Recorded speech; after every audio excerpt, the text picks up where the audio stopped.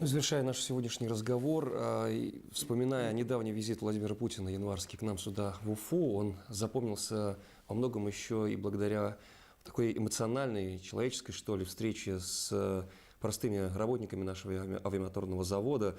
Глава государства позволил себе отойти от строгого протокола, долго с ними общался. Вот в связи с этим вопрос вам, как человека, который нередко встречается с Владимиром Путиным, для вас он какой? Президент Российской Федерации Владимир Путин, как личность, как человек, как президент, как лидер нации? Я действительно много раз встречался с Владимиром Владимировичем и хочу сказать, что каждая встреча для меня важна и оставляет прежде всего такое серьезное человеческое впечатление. Всегда впечатляет подход президента к тому, что является действительностью нашей.